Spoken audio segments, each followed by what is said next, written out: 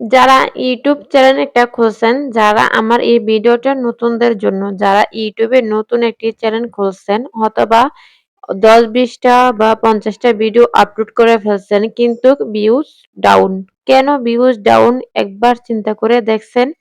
হয়তোবা আপনি এই ধরনের ভুল করছেন যে ভিডিও আপলোড করছেন হয়তোবা ভিউজ আসে না। সেই ভিডিওটা ইউটিউব থেকে ডিলিট করে আবারও কিছুদিন পর ওই ভিডিওটা আবারও ছাড়ছেন ইউটিউবে।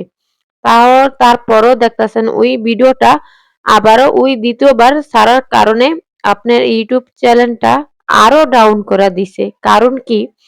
মূলত আপনি একই ভিডিও ২ বার আপলোড করছেন। এক হইছে ভুল।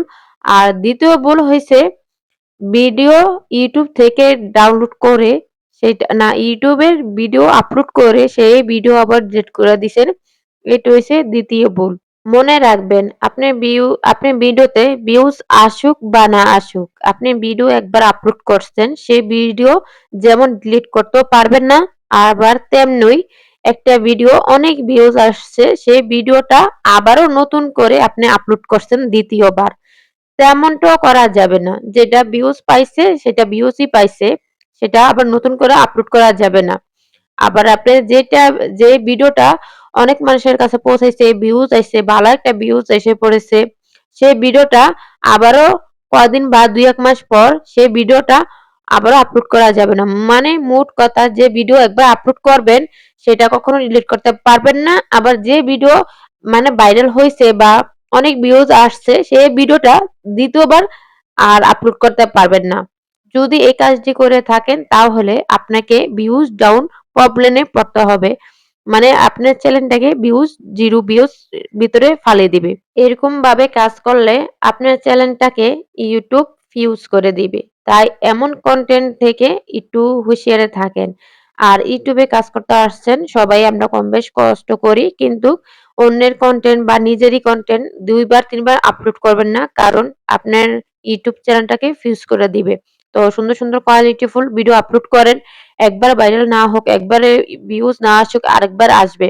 কিন্তু মনে রাখবেন ভিউজ এর সমস্যাটা সবার থাকে। সবারই ভিডিও একই রকম মানে ভিউজ আসে না। একটু কম বেশ সবারই হয়। একসময় ভিউজ আসবে, আরেক সময় ভিউজ আসবে না।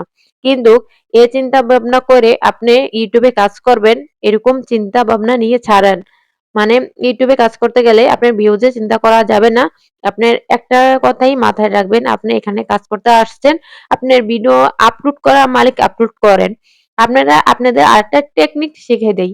আপনারা ভিডিও আপলোড করার পর ০.৫ ঘন্টা বা ২০ মিনিট ০.৫ ঘন্টা মানে ভিডিও আপলোড করার আগে আর ভিডিও আপলোড করার পর আপনি ইউটিউবে এখানে অ্যাক্টিভ থাকার চেষ্টা করবেন।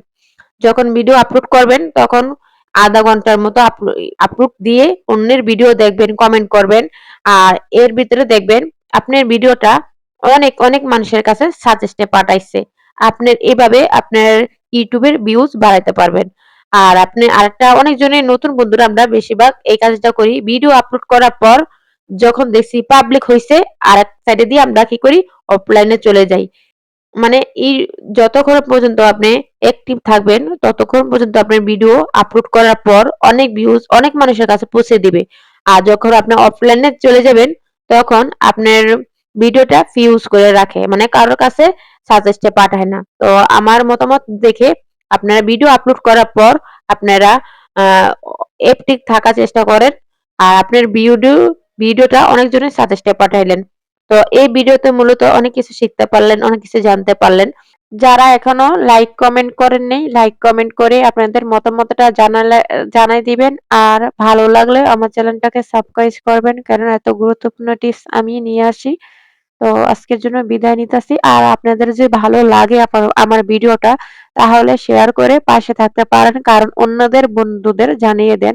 কারণ অনেকজন এই ভুলটা পরবর্তী ভিডিওর জন্য অপেক্ষা করে।